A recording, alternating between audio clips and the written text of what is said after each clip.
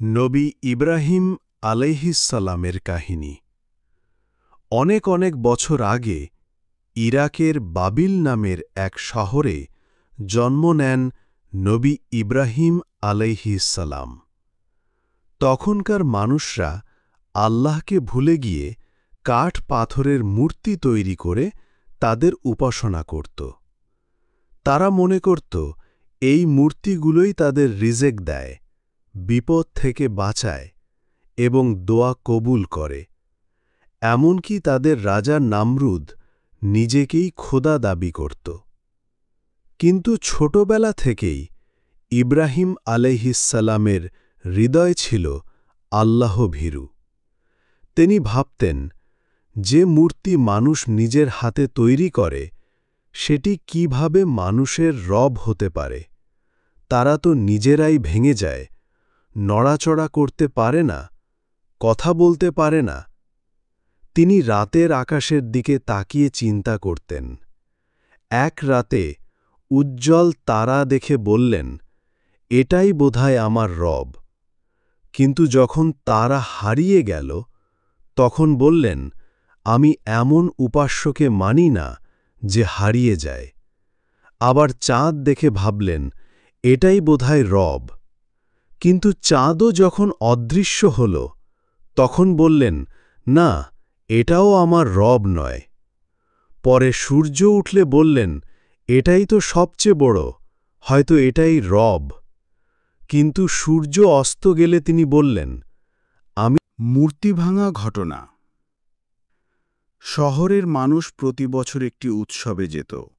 সেদিন সবাই মিলে বাইরে চলে গেলে ইব্রাহিম আলাইসাল্লাম মন্দিরে প্রবেশ করলেন। তিনি একে একে সব ছোট মূর্তি ভেঙে ফেললেন, কিন্তু বড় মূর্তিটিকে অক্ষত রাখলেন এবং তার গলায় কুড়াল ঝুলিয়ে দিলেন। যখন লোকেরা ফিরে এসে মন্দির ভাঙা দেখে ক্ষিপ্ত হল, তখন তারা বলল, কে আমাদের দেবতাদের এভাবে ভেঙে ফেলেছে? কেউ উত্তর দিল, আমরা তো এক তরুণ ছেলেকে এসব নিয়ে কথা বলতে শুনেছি, তার নাম ইব্রাহিম।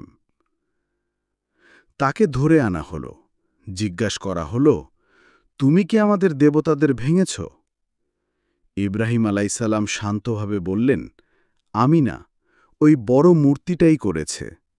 তার গলায় তো কুড়াল ঝুলছে, চাইলে তাকে জিজ্ঞেস করো। সবাই স্তব্ধ হয়ে গেল। তারা জানত মূর্তিগুলো কিছুই করত। আগুনে নিক্ষেপ। রাজা নামরুদ ঘোষণা দিল, ইব্রাহিমকে আগুনে পুড়িয়ে মারো। শহরের মানুষ চারদিক থেকে কাঠ জড়ো করল। বিশাল আগুন জ্বালানো হল।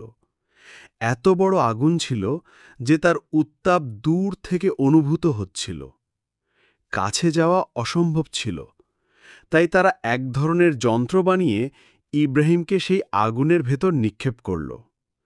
কিন্তু আল্লাহ তাআলা হুকুম দিলেন, হে আগুন, তুমি ইব্রাহিমের জন্য শীতল ও নিরাপদ হয়ে যাও। সূরা আম্বিয়া ৬৯। অলৌকিকভাবে আগুন ফুলের বাগানে পরিণত হল। ইব্রাহিম আলাইসাল্লাম কোরবানি ও পরীক্ষার ঘটনা। ইব্রাহিম আলাইহিসসালামকে আল্লাহ আরও বড় পরীক্ষায় ফেললেন। তার দীর্ঘজীবনে কোনো সন্তান ছিল না। বার্ধক্যে আল্লাহ তাকে সন্তান দান করলেন হজরত ইসমাইল আলাইহিসসালাম।